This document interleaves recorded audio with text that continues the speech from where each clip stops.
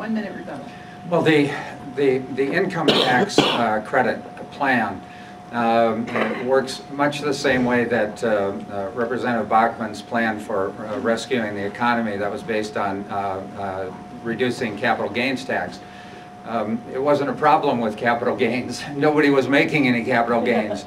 That wasn't going to fix the economy at a time when what we needed to do was stimulate it. The same way in terms of healthcare costs. It's great if you can already afford it, if you've got the money to put into it, if you're insured, but the idea of all of those people who are uninsured, who can't afford that kind of coverage, we've got to make sure that those people get in the system, and that we can extend the benefits of insurance to folks who can't afford it now. And that's what we need to address. Those people who can, great, we have a good system. And actually in Minnesota we're doing pretty well. We have better outcomes than average in the country, and we have lower costs. And so to suggest that somehow this system is askew in Minnesota really is not representative of the facts. But we do need to address the growing numbers of uninsured who can't afford and for whom a tax credit will not solve the problem. This is a stark contrast between the two of us. My opponent supports a universal care system, much like Senator Obama is proposing, and what many people call socialized medicine. If you look at the traumatic cost to the taxpayer for Medicare, and again, previously I had said that we are looking at $53 trillion in unfunded federal net liabilities to pay in about 15, 17 years for both Medicare and for Social Security. We've got to figure out how to pay for that. Our dance card is pretty full, and we have to keep the promise to our senior citizens to lower that benefit of socialized medicine from age 65 or 62 down to 0. In my mind, would be just one more example of a big spender and a big taxer. That's what you're going to have if you want to provide that benefit for other people. Because remember, the number that you're talking about also includes illegal aliens. And there are people here in this district that have told me they don't want to see their tax money going to provide for free health care benefits for illegal aliens when they're having a tough time struggling to pay their own health care costs. I'm trying to decide if that was your beginning comment, if that was rebuttal worthy. Do you care? Are you supportive of universal on universal health care? Did you want Yes, to? yes. I think we need to pursue universal health care, and I've said that it needs to be provided through a combination of private sector and a public option that helps maintain some competitiveness in the system. What Representative Bachmann is proposing is essentially the same system we have with some minor tweaking, and we've seen that it doesn't work, it doesn't cover people.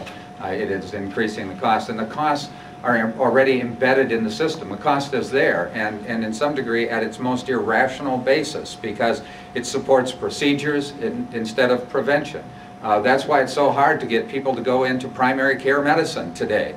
Is because the real money is someplace else, and if you're coming out of medical school with $200,000 in debt, you need to make money, and the money is not in prevention, not in primary care, and that's where we need to get back to, and supporting prevention, supporting healthy outcomes, early intervention, those things that can really drive down the cost of health care in this country.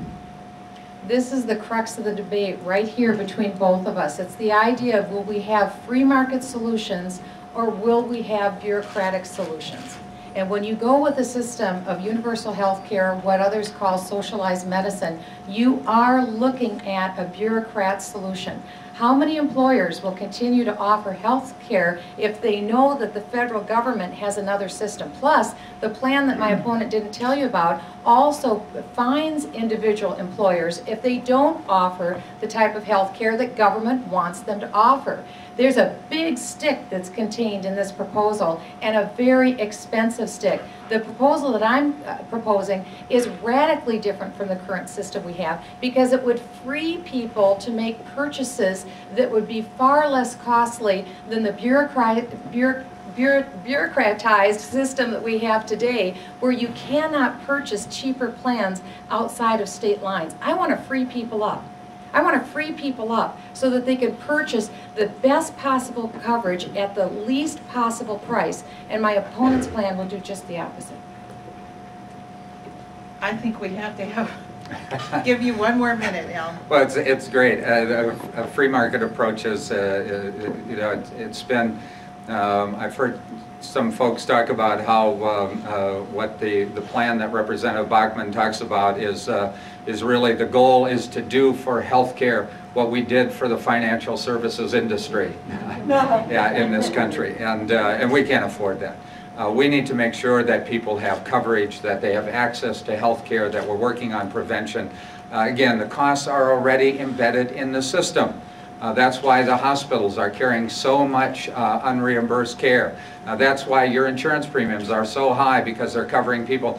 And remember, the incentives for the insurance companies is not to cover people who are sick. It's to cherry pick people who are well.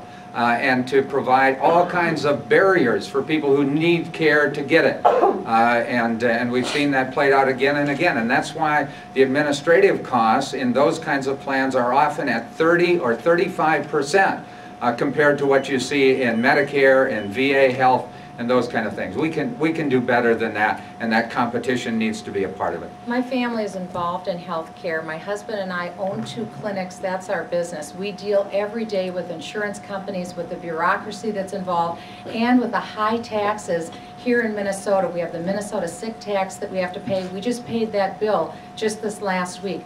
We know the high cost of bureaucracy firsthand. Our son is in his last year of medical school. My brother was also graduated from the University of Minnesota Medical School. We have seen what bureaucracy has done, and my opponent's positions on a more bureaucratized approach to healthcare is running great physicians out of the profession. We don't want to do that. We want to keep bright young minds coming into healthcare to provide the finest healthcare in America, and we can do it at a far less cost than what we're doing now. When you add the price of bureaucracy to healthcare, you jack it through the roof. Let's take that cost out. Let's open it up, free it, so people can truly make choices. I trust the American people to make the right choice in healthcare.